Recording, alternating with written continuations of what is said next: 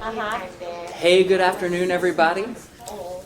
We're going to start moving toward our conversation this afternoon. But before we get started, I kind of want to just take a minute and introduce myself and also Victoria, and then go around and maybe have everybody who's here just introduce yourself, where you're from, how you ended up at this conference, whatever you'd like to share. My name is John Hunt. I work for Buckner International as a church engagement officer, which basically just means I work with churches, whether that's volunteers, fundraising, missions, anything that a church can connect to Buckner through. I can help facilitate that relationship. And I do that in Central Texas, which for Buckner, Central Texas is anything from San Angelo to College Station, and then Waco to south of San Antonio. So it is a big old circle square right out of the middle of Texas that I cover. So love it. I've been there a little over a year. So that's kind of who I am. Victoria King is over here. She'll be presenting with me momentarily. We're kind of finishing out some things to make sure that they work. Victoria is our assistant missions director. And she works in the Dallas office at our Humanitarian Aid Center and helps facilitate the mission teams and sort of just the philosophy of missions at Buckner as we engage in that. Buckner is all over the state of Texas, and then we are currently working in 8 foreign settings and 8 international settings. So let's take just a minute, and if y'all don't mind, just like I said, introduce yourself, where you're coming from, how you end up here, whatever you'd like to share. Can we start over here? I'm Donna Renee Cousy, and I go to church under the bridge, but I also work for Mission Waco at the Meyer Center under Morning Chef and their devotion leader. That's awesome. Yeah. I've visited the Meyer Center a couple of times. It's a tremendous place. Yeah, that's awesome. Well, good to have you this morning, or afternoon, wherever we are in the day. Haven't had enough caffeine to make those kind of distinctions. Ryan Simpson, I'm from Waco area. I'm actually the executive director of the nonprofit Tri-Cities Ministries. We serve the Bellmead, Lacey Lakeview, and Elmont areas. I have about 13-ish church partners that we work with in those areas. That's awesome. I know Tri-Cities. I used to know Travis. Well, I still know Travis, but yeah, our teams do. My name is Sue Ann Schnitker. I also live here in Waco. My husband and I here today. I go to Highland Baptist Church because we are retired and have lots of time. That's awesome. And God is still using us. That is terrific. I love it. Tell me your name one more time. I'm Sue Ann. Sue Ann. Okay. Okay, I am Esperanza McLeod. I am a retired bilingual teacher, so my heart is for kids. During my teaching, I was always sponsoring the Good News Club after school program in school. And I have my heart is for kids and vulnerable kids because all the time I was working in the high needs neighborhoods. Yeah. I was taking care that the most in the school, they were more African American, Hispanics, and no white kids. Just one, because the mother was an addict in the projects. Yeah. But they were so difficult, but my son, he's doing his PhD in environmental, and he told me about his work because I like teaching game. So I came, but I just praying whatever the Lord has because she says, now I'm retired, I am an artist now doing art, but serving to the people in need because this is a mission that Jesus is telling us to do. That's amazing. I love that. Thank you. Rita Reyna, from Church Under the Bridge in Waco, my entire life, retired. That's it. That's awesome. That's Great. good to have you. Laura Salazar, I'm also with Church of the Bridge in Waco, mom of 6, a kid with 6 grandkids. Aw, That's awesome. thanks. So fun. Good to have you. I'm Elijah Tanner. I live here in Waco, but I work for the Chalmers Center, which is the organization that works with the Boy Helping Hurts, training teachers and principals. I've interacted with Buckner in a number of different capacities as a Baylor undergrad and a Truett seminary graduate. So I feel like I'm just all over. That's awesome. Well, I'm glad to have you. My name is Charlotte Milligan. I am not from Waco. I am from McKinney, Texas. I recently resigned from my position at First Baptist McKinney after 14 years as a kids minister. And I am currently praying over whatever it is the Lord asked for me to do in ministry, and I'm friends with Jimmy. And so I saw him post this on Facebook, and I thought, well, I'll take a little road trip down to Waco for a few days and hear about all the ministries and see if the Lord, you know, what the Lord's leading to. Yes. So we'll see. Wonderful. This feels like a good room to do that, and this room in particular, this whole thing. So Well, I have been in this Good actual space for room all discernment. morning. That's really, Every one of my classes is in this room. that is great. But, I mean, literally, the sermon this morning, I'm like, that's for me. Like, I'm sorry for everybody else, but that sermon was for me. You know, I mean, it's just, you know, the Lord brings you where you need to be, and I just felt, I told my husband, I was like, this is random, and I think it's mainly Waco Ministries. And I'm like, but I just feel like I need to go, you know, and so it's been a huge blessing to be here. I'm so glad. Praise That's God. terrific. So, yeah. Neat. I should also probably mention that I am not Dr. Albert Reyes. So if you saw Dr. Reyes, we're hoping to see him. Dr. Reyes is our president and CEO at Buckner. Been involved in Baptist life for a long time. He was a church planter in El Paso, and then he was the president of Baptist University of the Americas in San Antonio. And then he worked at Buckner. He was over our Buckner Child and Family Services, which is all of our foster care and adoption wing of Buckner. And then he became the president of Buckner 2013-ish, about 12-ish. And so he's been doing that for a little over a decade. Unfortunately, he got sick.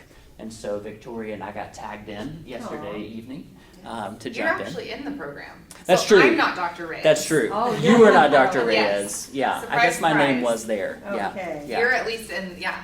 Do you want to take a second, introduce yourself too? We didn't. Yes. I kind Sure. of just gave him your name and title. So. Yeah, absolutely. My name is Victoria King. As John mentioned, I'm the assistant director of our mission team at Buckner.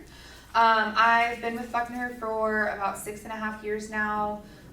Started there right after grad school. I actually went to grad school at Baylor, Sigma Bears. And started my career at Buckner as a mission coordinator, and then over the years have moved up into the assistant director position, supporting our director, Chris Cato. And I'm really excited to be here with y'all this afternoon. I was not expecting to get to talk, but I do love getting to do presentations, especially on what we've got going on at Buckner. So happy to be here. Want y'all to know that this is very much a discussion, very much a conversation. So while it might feel like we're doing a presentation, if y'all have questions or if y'all have comments or if y'all have anecdotal examples that you want to throw in, we would love to have this be very participatory. We're here for 75 minutes, so we might as well get comfortable with each other. So just letting y'all know, making that an open door if y'all are wanting to, add anything, ask any questions. That's open at any time. And then we'll have a time for questions at the end, of course, but we'll have a little bit of discussion as well. But I think, Ready? unless y'all have questions right now before we get started, we can go ahead and dive in. What was your name again? Victoria King. Okay. Great. We'll get started. All right. So we wanted to start really just by giving some thoughts about Buckner, its history, some context. Buckner is a pretty large organization in that we have sites all over the state of Texas. As I mentioned earlier, we're in 8 international settings. 7. We're the 8th. U.S. Yes. Yes. Yeah. I get my numbers wrong because I don't want to count us as one, and so it always throws me off. I guess, yeah, that's on me then. Yeah, no, that's yeah. We've done numerous things, but because of the sort of complexity of it, we thought it'd be helpful to start off with kind of some history and some of the things that Buckner has evolved from. This title, Seeds, Deeds, and Weeds, really kind of comes out of that story and some threads we're going to pull throughout the presentation today. So do you want to go to we're going to introduce Buckner to you. We're going to explore. Victoria is our content specialist, so you know this world. She's the one who really knows the things. And so she's going to take us through that explore portion. And then hopefully by the end of this, we'll have some inspiration for not only ways that you could connect with Buckner, but also ways that can impact what you're doing wherever you are and what that might look like. So who is Buckner? the mission of Buckner really is to follow the example of Jesus Christ by serving vulnerable children, families, and seniors. And that is a really important aspect of Buckner to us. Even though Buckner has grown as a nonprofit, even though it has grown into lots of places, there really is at the heart of the organization this deep desire to follow Jesus in everything that we do. And that really includes not only just like sort of doing evangelism where we go, which is part of what we do, but trying to do things in the way that we feel like Jesus would appreciate us doing them, particularly as we serve the vulnerable. The vision of Buckner really kind of flows out of that, which is to do all those things with excellence at the end of the day. It's to provide a standard of excellence, whether that is in our retirement services, in our foster and adoption and kinship care services, whether it's international or domestic. It is to do those things at the highest level, to use best practices in everything that we do, and to find models and ways of doing things that are not only sustainable, but that like recognize the gifts and the values of the communities that we serve. Last one there. Oh, that's all right. Values. It's kind of those same things. Walking through, making sure that our team, that it's faith-oriented, that we're inspiring things. Let's go ahead. So history. Buckner was born in 1879, so it's not quite as old as First Baptist Waco, not quite as old as Baylor, but we're in that era. Just post the Civil War, there was a guy named R.C. Buckner, Robert Cook Buckner, who was looking around at the world around him post that Civil War and using this language of weeds, deeds, and seeds. If you imagine this moment, sort of the weeds in that space, so that you have all these kiddos coming back from the Civil War who no longer had parents who could take care of them, whether that was from separation, death, all these different kind of factors played into that. In the midst of that, he is reading James 1:27, that pure religion is taking care of widows and orphans in their time of distress and remaining pure. And so he takes that very literally in the sense he's looking at these kids, he's looking at the need that is there, and then he is thinking through, what can I do about that? And so there's this, if you want to think about it through the weed perspective, there is this problem that is there before him, this thing that needs to be taken care of, and he decides that he is going to do this thing, to do something about it. And so he starts taking up a collection. Over a couple of years, he collects enough funds to open a children's home for kids who had been displaced or taken out of situations where they could be taken care of by their parents, and builds a home for them. At the same time, or just a little later, he also knows there's this tremendous number of widows. And so next to the original orphanage, he builds a home for widows, and they actually provide care for the orphans. So it really turns into this mutual symbiotic relationship where you have these folks who both need housing, who both need different forms of care, and who end up kind of taking care of each other. And the beauty of that, too, is that getting into that last one, seeds, those things he was doing in that space actually kind of are planted and become what Buckner is now. So there are two major wings of Buckner. One is Buckner Child and Family Services, so that is everything that we do to take care of vulnerable children and families. And then we also have Buckner Retirement Services. So we have 7 retirement homes around the state of Texas, and they range. We have some that are for moderate to low income. We have one in Dallas that's a high-rise, that's where lots of rich Baptists live. And we kind of have this entire range with the idea that we want to provide that standard of care wherever that is. And so those are the two sort of major pieces of Buckner up to this point. Where was he? Where is this? He was, the original collection was in Paris, Texas, but actually where our Buckner Child and Family Services main office is the original campus of the orphanage. So it's in East Dallas. East Dallas. At the time, it was very East Dallas. Now it is, I guess Very it's still East Dallas. very East Dallas. Dallas. Yeah. If you're familiar with the area, it's off of Buckner Boulevard. And Buckner Boulevard and Samuel would be the intersection. But He used to be the pastor at First Baptist McKinney. I did not know okay. that. I knew he was a pastor at several places. Yes. He also served as the president of the BGCT for like 19 years running. Yeah. We keep those a year at a time now. He managed to do it for 19 in a row somehow back in the day. So, Amazing. yeah, big name in Baptist circles. If you know Buckner Fanning from San Antonio, he wasn't kin to R.C. Buckner, but he wasn't named after him. His parents named him after R.C. Buckner. Currently, really this again, planted those seeds of retirement services and also taking care of vulnerable children and families. And we have just added to that over the years, really trying to bring in good research, good resources to make sure that we're doing these in ethical, sustainable, and genuinely helpful ways. Some of you who are in that morning stuff, the morning session this morning where they're talking about ethics and mission, so much of that bleeds over into what we're trying to do at Buckner, which is recognize and ask what needs are really there and then respond to those needs rather than always thinking that we've got the answer that everybody else needs and we're just going to bring it to you.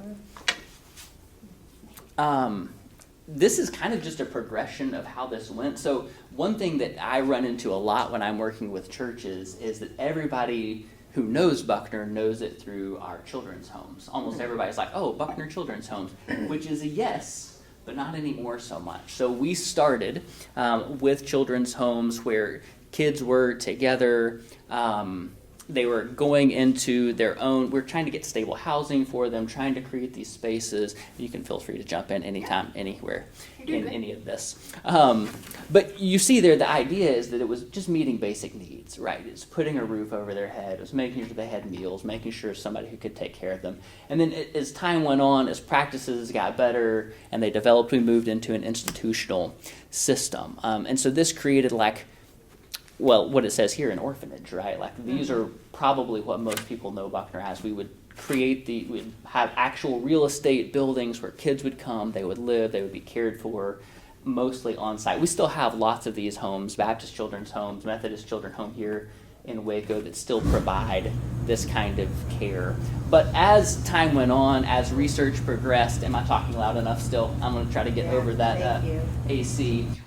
We moved toward foster adoption and kinship care, which is really more about keeping those children in permanent situations with family units. And it makes that more sustainable. It also typically creates a better atmosphere for that kiddo to grow up in versus just being in an orphanage surrounded by other kids and just having a few adults around.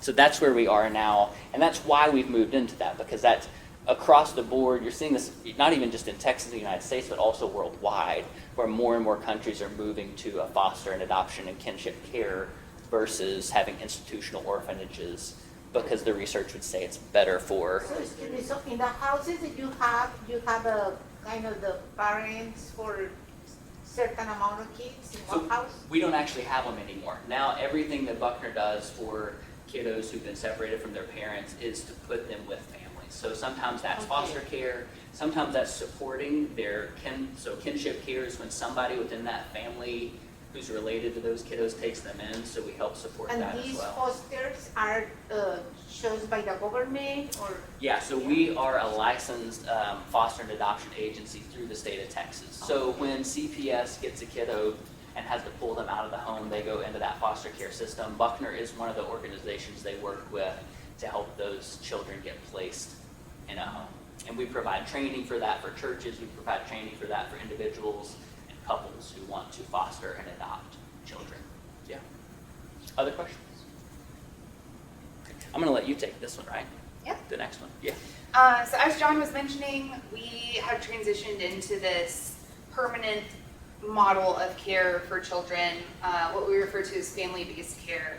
And when we're talking about that, that's actually only really a fourth of what Buckner Child and Family Services does at this point in time. So when John was talking about the seeds that were planted with R.C. Buckner, it's actually grown beyond just the care model for children into other services as well. So we call all of those services where we're really looking for a permanent placement for kiddos our permanency services. So permanent placement, our permanency services, and that includes foster care, adoption, kinship care, everything that John was just talking about, where a separation has happened within the family and we're needing to find sustainable, safe care for a child or for children. On top of that, we have 3 other kind of avenues of how we care for children, families, and seniors. And so you'll see from permanency, kind of the next level up. So if you imagine permanency as the highest risk cases where a separation has already happened, preservation is where families might be at risk.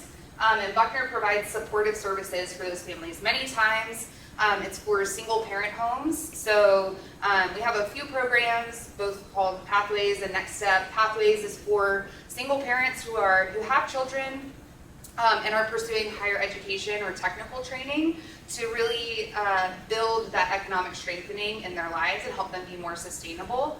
And then our Next Step program actually intervenes with youth who are fostering or who are aging out of the foster care system and are becoming adults, providing a safe place for them to live, supporting them as they're either going through higher education or technical training and moving into their careers. So our preservation services are really intended to preserve the family unit that already exists that might be at risk.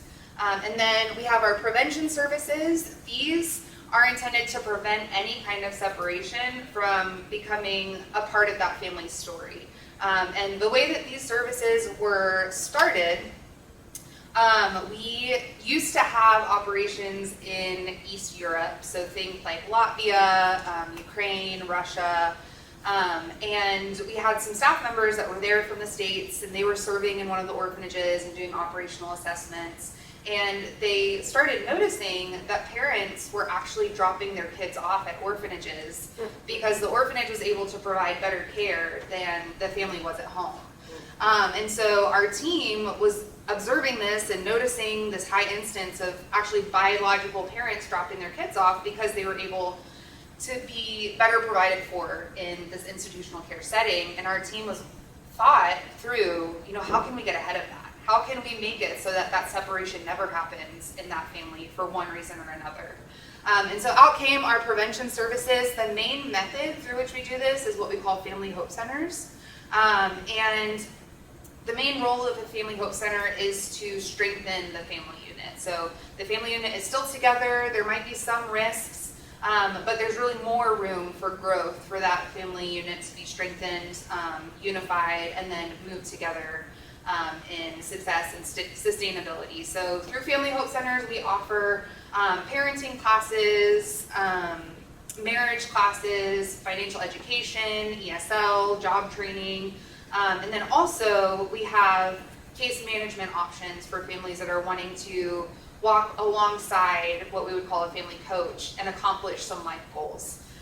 So that's about a 12 to 18 month process where a family will go in, set big goals. It could be home ownership. It could be, getting completely out of debt. It could be a number of things. And they actually walk alongside with our family coach as they accomplish those goals and utilize the resources at the Family Hope Center to make that happen. And then our provision services help provide the basic human needs in the communities in which we serve. And so this is really where our missions, where our humanitarian aid, where some of our other key programs come into play, where it's not directly serving clients in and of itself, but it's a support service to prevention, preservation, and permanency, providing and meeting those basic level needs, which we'll talk about a little bit later on. But here we're helping provide shelter, food, water, clothing, really those kind of main things you need to be a human. Is what our provision services provide in the different communities we serve. So those are very much a support to the programming that's happening, and also critical because you can't, think about becoming a homeowner if you're hungry, or if you don't have enough water, or if you're not wearing shoes, especially in some of the international communities in which we serve. And so our provision services are critical to enhance what we're already offering through Family Hope Centers, through our preservation and our permanency programs.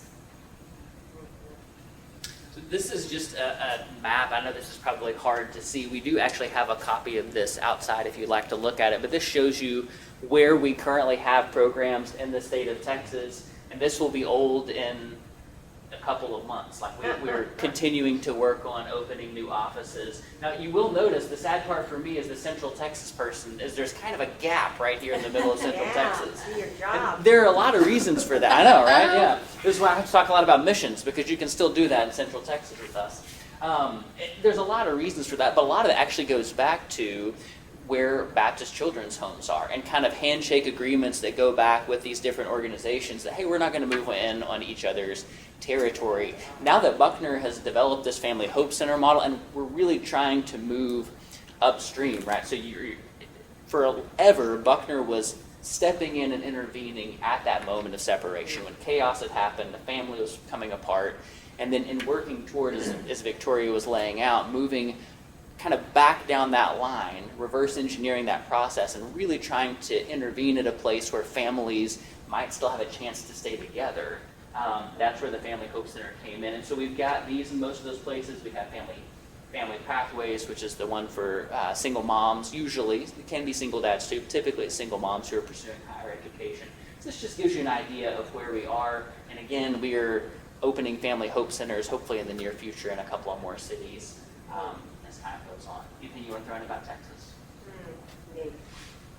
We do, we're not completely absent in Central Texas. True. As kind of a side note, we actually have a camp called Camp Buckner in Burnett, if you're familiar with the Texas Hill Country, right outside of Marble Falls. And so while we don't have programming in Central Texas, we do have a retreat center that you're more than welcome to stay at in the Hill Country of Texas. And it's beautiful. And it's beautiful. Just Yeah. a plug It's for that. We're fantastic. not completely absent. Yeah, and we also have a retirement home in Austin, and there are some opportunities for volunteering there. It's not on. This is the Buckner Child and Family Services map, so it doesn't come onto this one.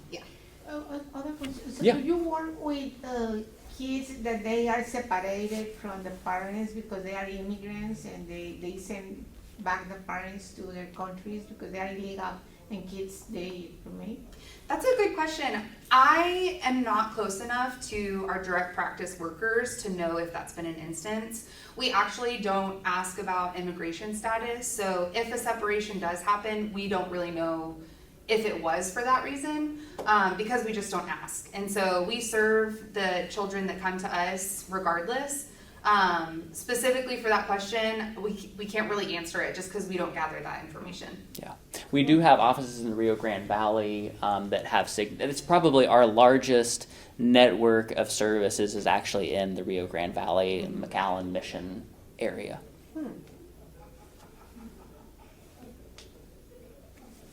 And then internationally, This is Victoria's wheelhouse. I'm just yes. So this is you. Yes, this is my wheelhouse. I have the privilege of working with all of our international locations, and I'm actually going to go into some specifics of how we've been doing that over the past couple of years.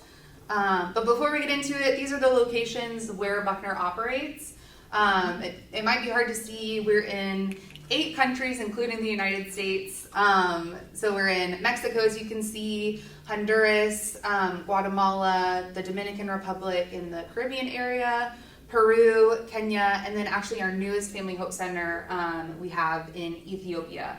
And that one is just up and running. We're still staffing that Family Hope Center, so it's very new. As far as 2025. yes, coming late 2025. Yeah. Yeah. Yeah. But as far as what programs we'll have there, it'll certainly be a Family Hope Center, and then we're working with the local government and other partners in that area to see what and where and how Buckner can best support. Any questions here? We're still in just the intro part. Hang with us. Yeah. This is good. We want to, like I said, we wanted this to be a discussion, and so I want to take just a minute and have some feedback from y'all and talk just a little bit. One of the things that really has informed Buckner is this, not necessarily, we haven't always used this language of weeds, deeds, and seeds, but more this recognition that you've kind of got to look at the world around you, recognize what the need is that is there, and then take a look at yourself and think, what can I do about that? So one question I wanted to ask is, like, as you're looking around in your communities, whether that's here in Waco, San Antonio, wherever you may be, what are some of the things that you would identify as those weeds, those justice kinds of issues? Now, some of those may be circumstantial. They may just be because of the situation a person is in or because of something that's happened to them. They may be systemic. They may be whatever the case may be, at whatever level that is. But I'm curious, what are some of the things that you feel like in this moment in your community, what would you say some of those issues are? Well, we have Waco, McKinney, Yeah. and Arlington. I live in Yeah. Arlington, Okay. Texas. Waco, poor people. Sure, Um, absolutely. Quite a bit of poverty. I'm very thankful, we go to a church that's kind of in a neighborhood that's kind of weird neighborhood mixed, and Mhm. we have hooked up, really have big connections with the local elementary school there. Yeah. And they have after-school programs. A lot of our church folks go and they're like aides or volunteering, because it's a very poor, a lot of single families, Yeah. single moms. Lots of vulnerability. Mhm. Yeah. Well, what I see is about so many issues, but among those issues is so many illegal immigrants that they are completely scared, and the problem is that churches, I don't know what is happening, it's changing to completely to the gospel of prosperity now, and then they are now, okay, we immigrant but illegal, so we don't want, and then they forget that some of people in some way we came from one or another one, we came as immigrants to the US because we are not Native Americans. Right. So then, I see that there's a lack of compassion, and actually I'm moving from the church that I was having for years just because this issue, and but it's hard to find a church that will be compassionate. I'm not speaking just Hispanic churches because of course and although they have some problems there, but I'm speaking about in general the Church of Christ. So yeah, this is a problem that we are not really focusing on the privileged people in need, like to say the poor and in need, and not just talking about just materialistic poverty, because after I retired, I went to the college and I got an association in graphic communication, and I see so many generations, the kids, and they are completely with mental health issues. They completely start to be crying in college for nothing, and it's something that is it just sad the fragility of the society that we are living. And mental Yeah. health is a huge issue Yeah. right now with children. On up. That's a biggie. I mean, in Mhm. the 14 years that I did kids ministry in McKinney, the decline in mental health Mm. was incredibly visible from the beginning to when I left. I mean, Yeah. it's just declined, especially after 2020. I just feel, well, I made this, like I like learning, okay? So I finished a certification in the Southern Baptist Seminary in Fort Worth for Bible counseling, but it's just a certificate, it's nothing professional. And then the doctor that they were giving that, and as a former teacher, I know that, how horrible teachers, educators, administrators are pushing parents for medicating kids. And then completely they are making addicts from these kids. And then these doctors in the seminary, they said that they don't, I want to say, when they are just treating someone, they said we don't give medication, just a word about. And it's so sad because for nothing kids are receiving medication, just for anything. They don't want to bother for anything. It's a kind of disruptive kid, medication, and then it's what we are doing. So then we go back again to the kids, not just in the materialism, like in poverty, but in the spiritual poverty too. Oh, yeah. Yeah, absolutely. And I'll talk to that a little bit later, how Buckner is working to touch on that. We do have counseling services for the kids that go through foster care and adoption and the parents that are going through foster care and adoption.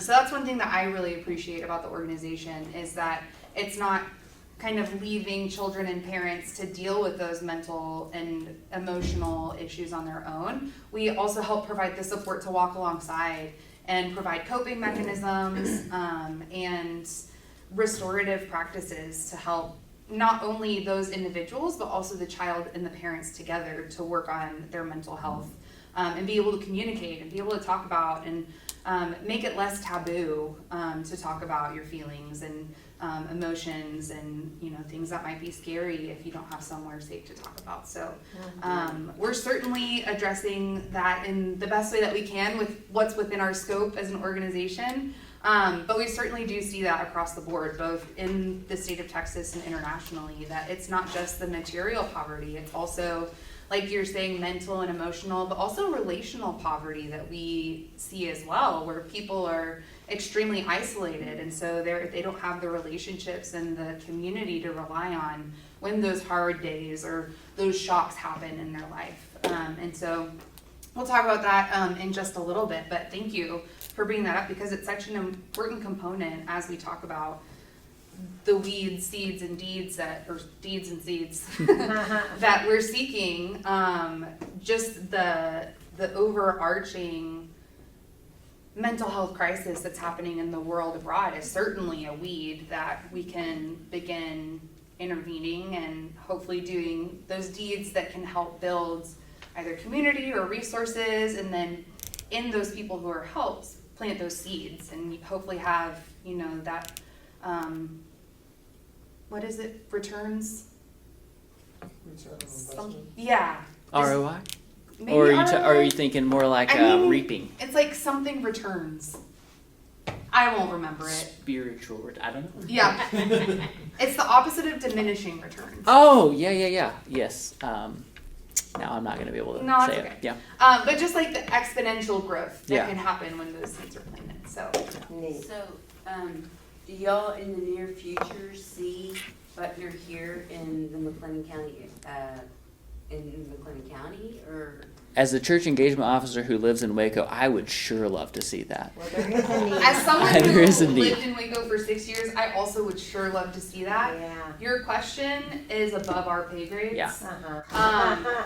But from, I think, just experience, we would both, knowing Yeah. the impact that Family Hope Centers Oh. can have, we would both love to see a Family Hope Yeah. Center in the Waco and McLennan County area, especially in different pockets of the community. It could be highly beneficial. Yeah. So the answer to your question is we don't know, but we would love that. Yeah. And then as far as like foster care or placement for elderly, when y'all are saying widows, you mean elderly in general? Yes.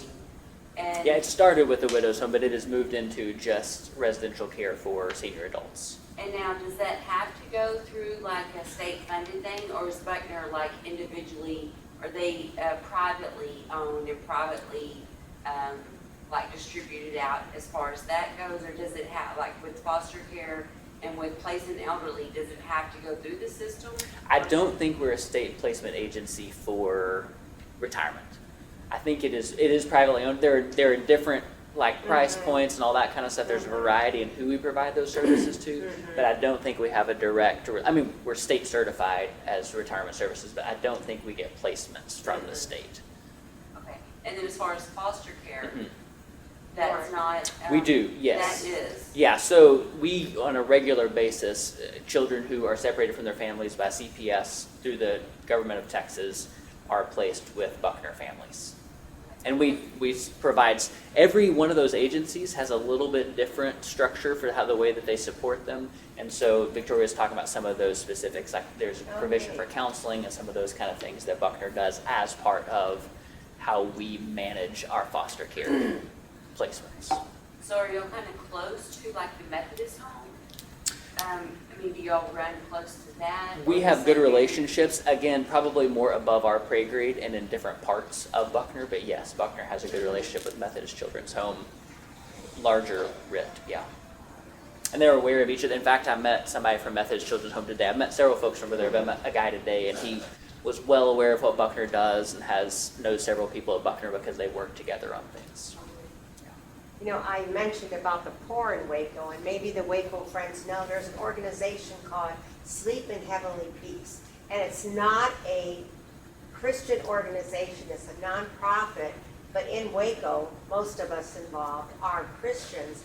It's been 3 years, maybe 4, we have placed more than 300, we provide beds for children.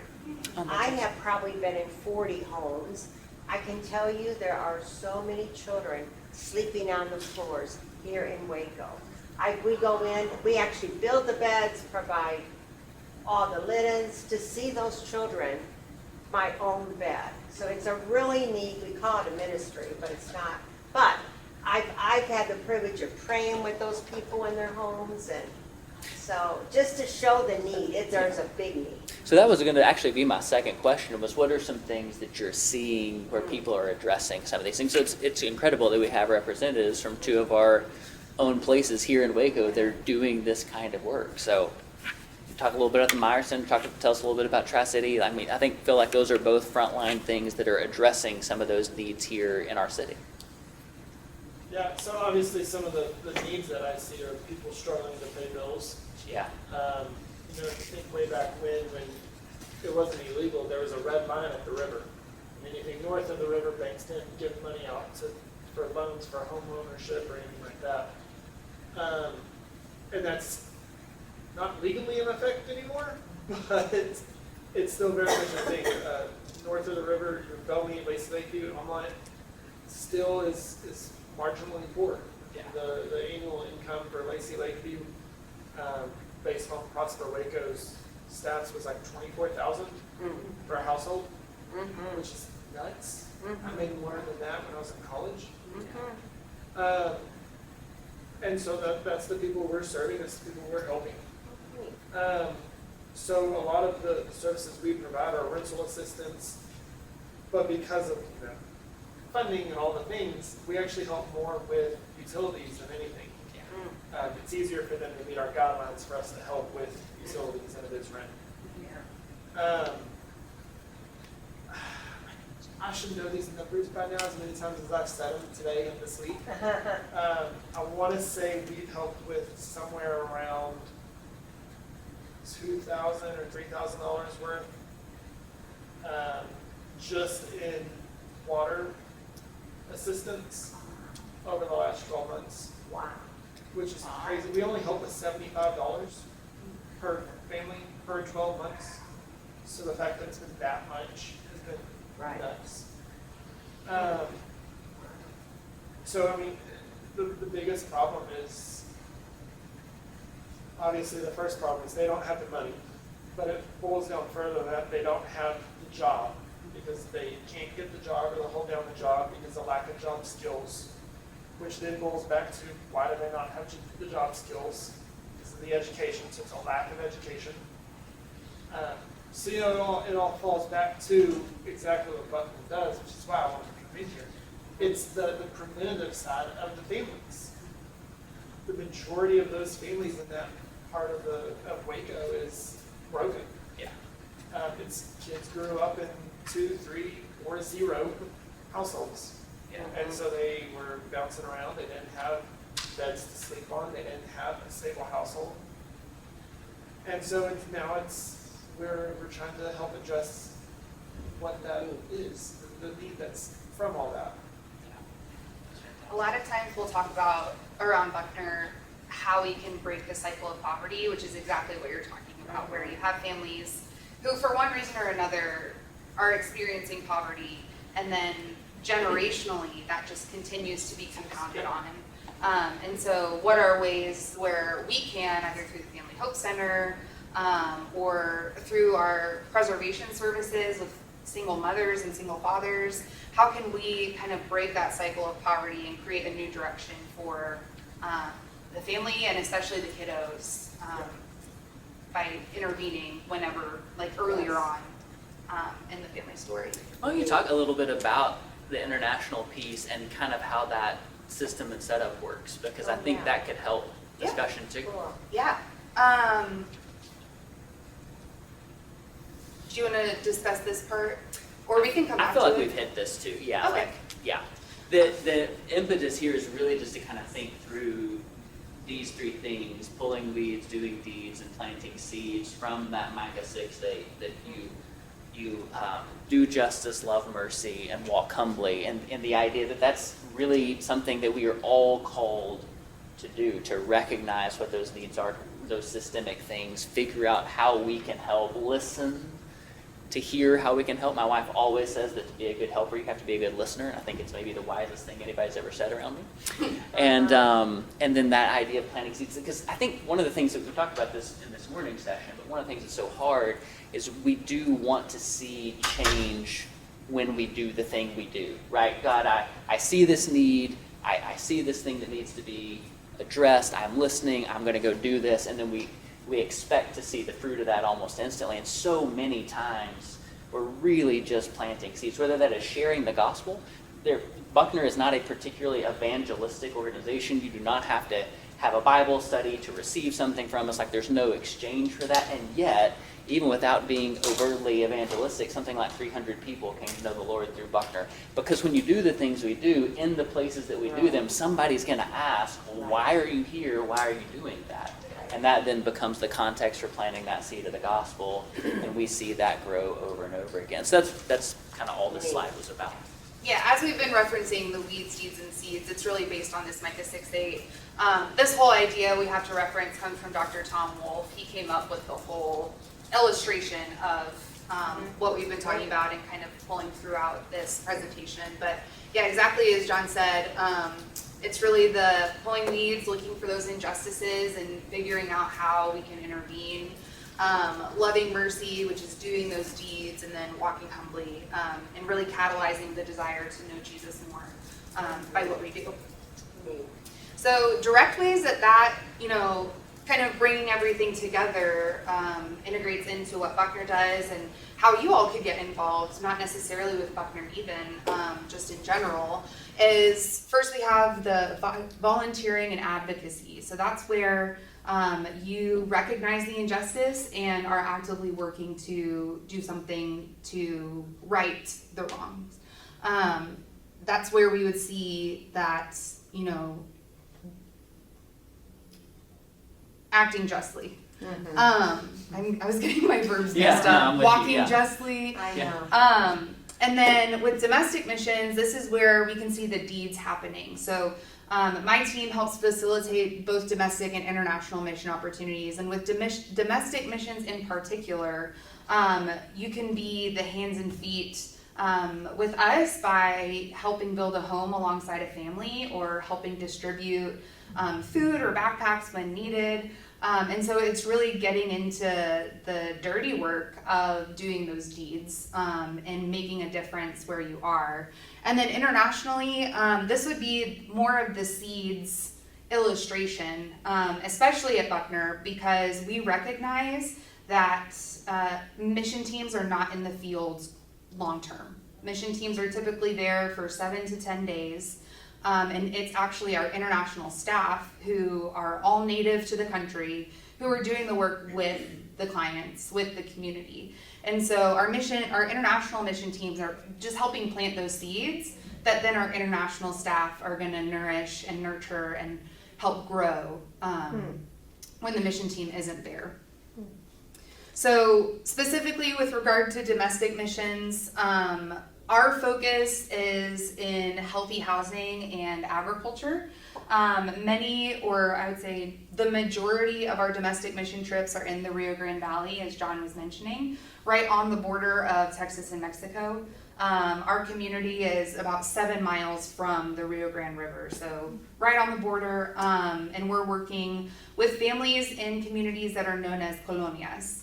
And so the United States government has actually classified these communities as places that have a lack of, which as a social worker at heart, I don't love that definition, but it's the lack of facilities, lack of paved roads, lack of lighting, lack of a lot of the basics that you think about when thinking about a community or a neighborhood.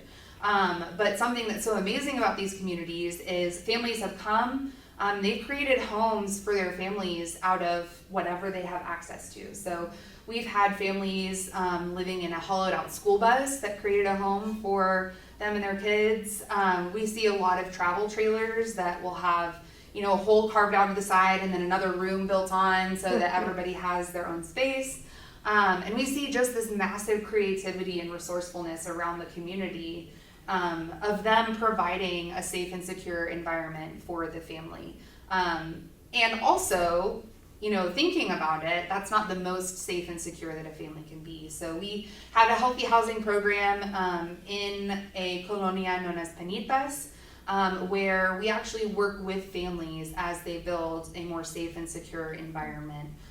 Many times it's a 3-bedroom, 1-bathroom home that is on a solid foundation. It is built with lumber. It has insulation, it has sheetrock, and it has all of the things that a family needs. One thing that we're very particular about is making sure that each individual child has their own sleeping space, and that children who are above a certain age and are different genders are sleeping in separate sleeping areas. Many times we'll find everybody sleeps in the same bed, and as kids develop, that can become difficult. Just as they grow into their own people. So making sure that each kid has their own sleeping space is really important. But we actually are only able to do that with partnerships with churches, with individuals, with corporations, with universities who partner with that family and actually work with the family to build that home. So that's a lot of what we do in the Rio Grande Valley. We also have a program called AgriHope where we're focusing on increasing food security for the community. The same community that we're in, Penitas, is known as a food desert.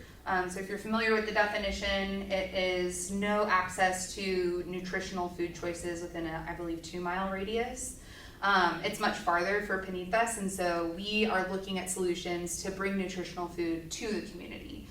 Whether it is home gardens, whether it's a community garden, farmers market from the community garden, and then teaching about nutritional practices. So, hey, maybe after school, instead of grabbing a bag of Doritos, you grab a bag of carrots. Or maybe instead of having a Little Debbie's oatmeal cream pie, which was my choice of treat after school, you have an apple.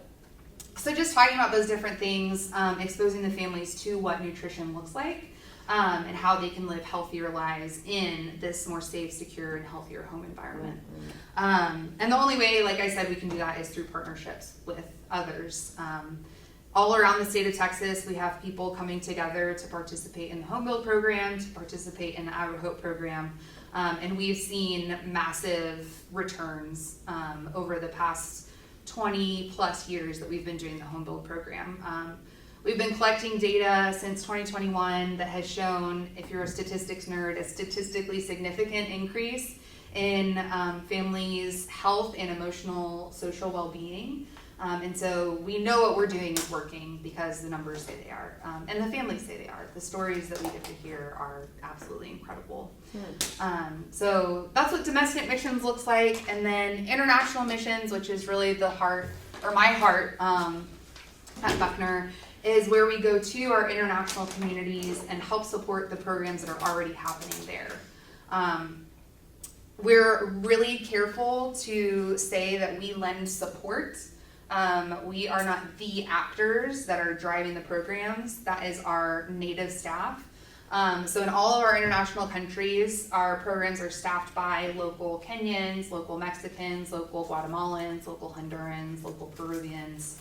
The list goes on. And so they know the context, they know the community, and they are able to work deeply with our clients there.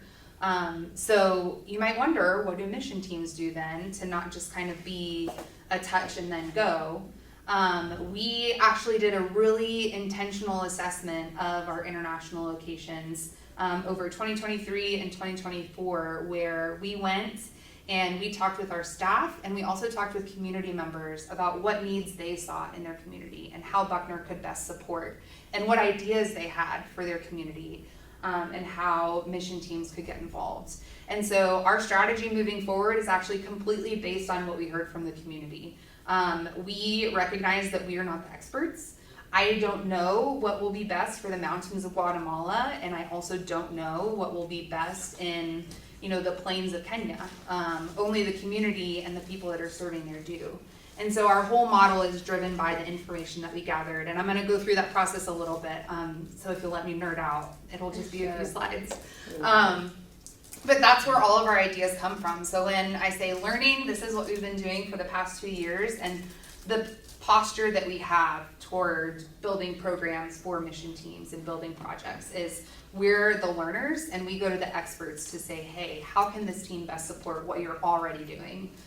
We recognize that hosting a group of 10 to 15 people from the United States is very taxing.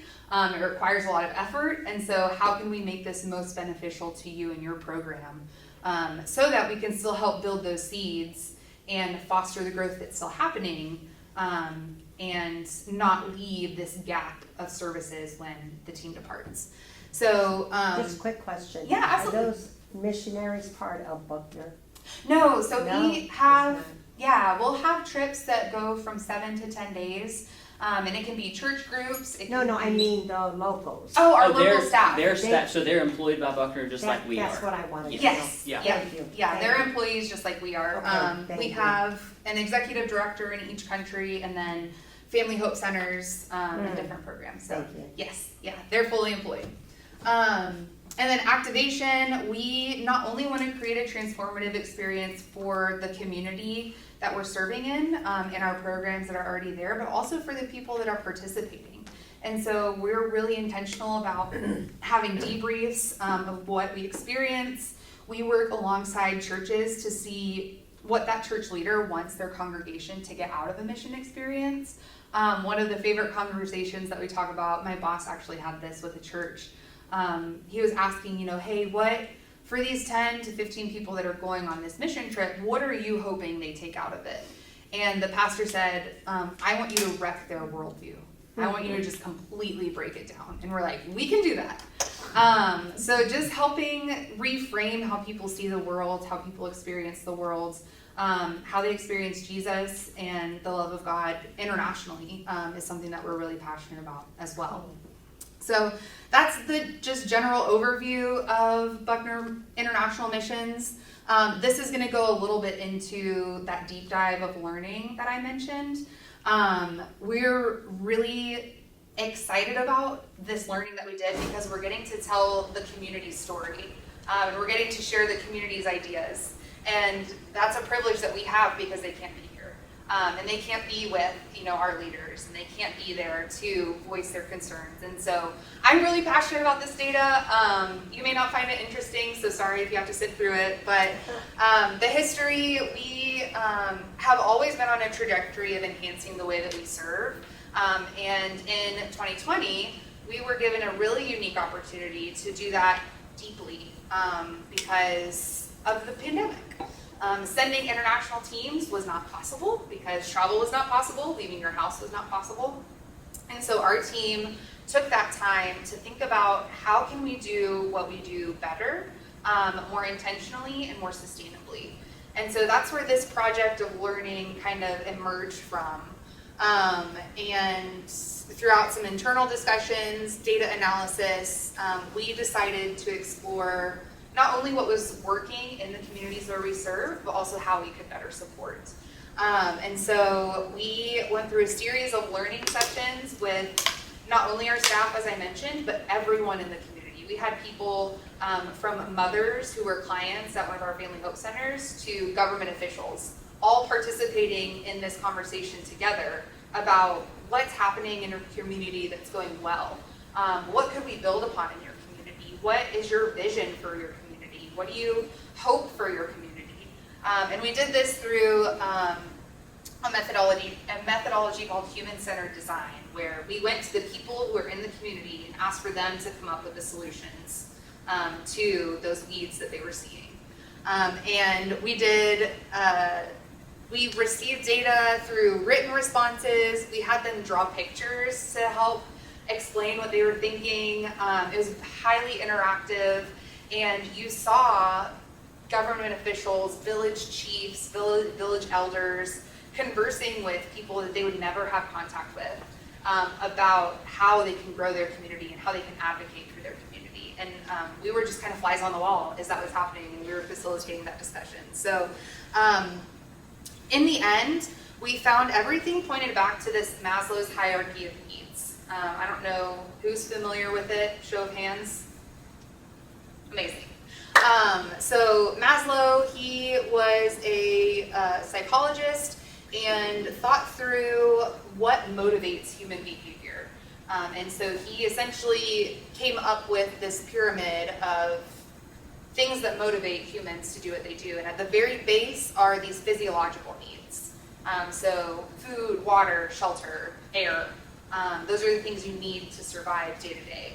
And when I talk about provision, this is the level that I'm talking about, that provision service, or those provision services are meeting, are these basic needs that are required to do anything above this. And then we have safety and security, which is, protection from the elements, security in like a safety sense, order, law, stability, freedom from fear. And then we have love and belonging. This is, feeling like you belong, having interpersonal relationships. And then esteem is valuing yourself and valuing others. And then the very top is self-actualization. So that is realizing and feeling like you've reached your potential, really thriving where you're at, and having all of these other needs met. And what we found is that our existing programs, the Family Hope Center, as we were talking about earlier, are really, really knocking out this love and belonging section. It is creating confidence. It is creating growth opportunities. It is creating community connections and relationships in the community. And also what we found is that some of these lower basic needs are still lacking in the communities that we serve. And so our hope as a missions team is to provide these basic services so that the impact of our Family Hope Centers and our foster care and adoption can be even more magnificent. And so we aligned all of the responses that we got with this hierarchy. It helped us make sense of all of the data that we received. We gathered over 5,000 data points. And so this just kind of helped us put it in a sense of where we can move forward from here. So we had a number of different responses. You can see them here of how we categorized either people's writings or their drawings. And many of them, the majority of them, focused on that level 1 and level 2 of Maslow's hierarchy. And so that is the direction that we focus our projects internationally. So what we found is that there is evident need for those bottom 2 layers. And we are equipped, and our team is positioned really well to help meet those needs with and through missions teams. By providing those resourcing for the 2 levels, the transformation, as I said, at the FHC can be even more grand than what it would be if families are still hungry or still needing water, as they're going through job skills classes or parenting classes or marriage classes. And then current research proves that Maslow's hierarchy in the past has been viewed as very linear. You have to meet level 1 to meet level 2 to meet level 3. But most recent research actually says it's more of a matrix. So you can be meeting level 1 while they're achieving level 3, and they're excelling at level 3. It's everything in its time, and everything working together for the good of that individual. And so when we talk about Buckner International Missions, this is where our base is.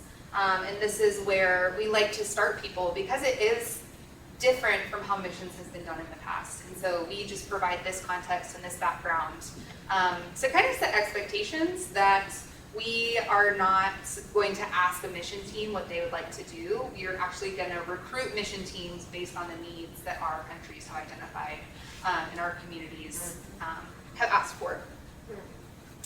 So we had an activity break. I think we're getting low on time. Yes, question. So how often do you update this? Like, do you ask these same questions like every 6 months so that you can stay on top? That's a great question.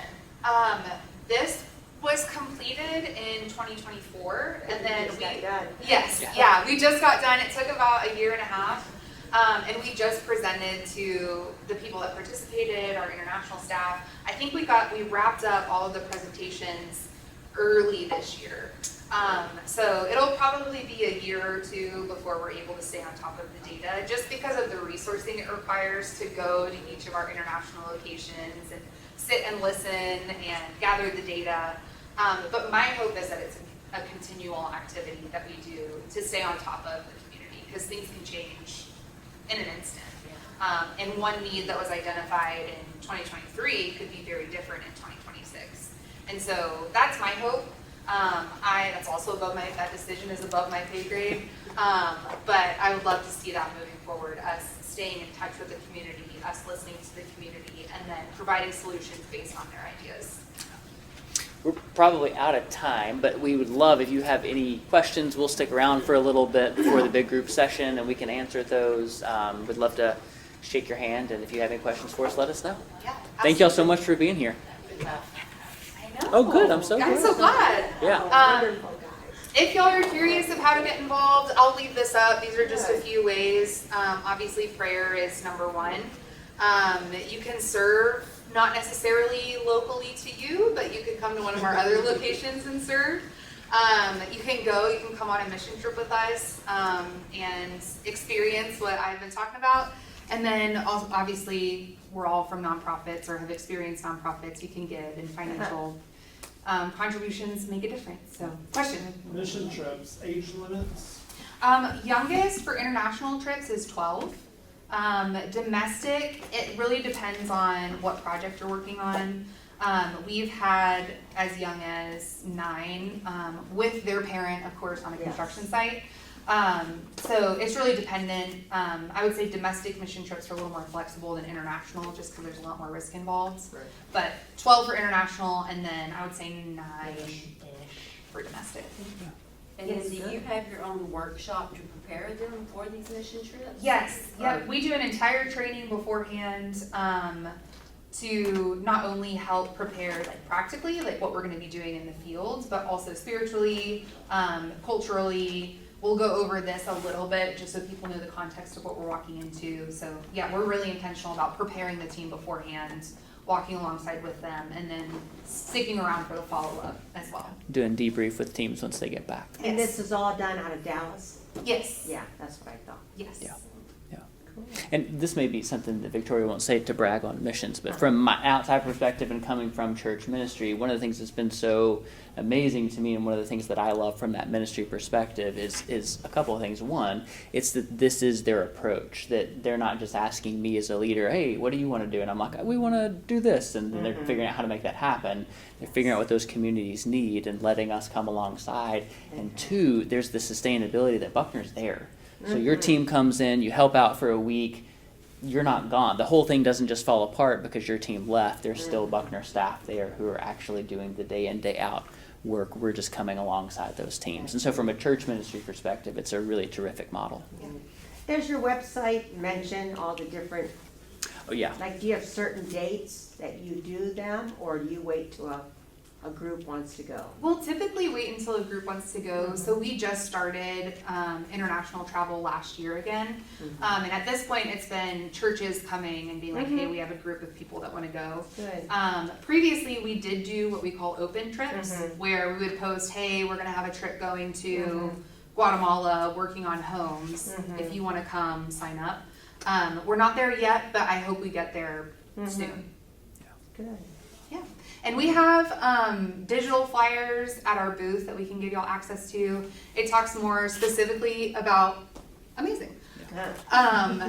domestic and international missions, and then I think John has some resources on the Yeah, organization if you, abroad. in your little booklet that I gave you, Yes. you can do this QR code and it'll take you to the website and show you Good. some different ways to connect as well. Thank you. Yeah, absolutely. Great, guys. Thank y'all. Thank you. We'll see y'all in there in the big group in just a minute.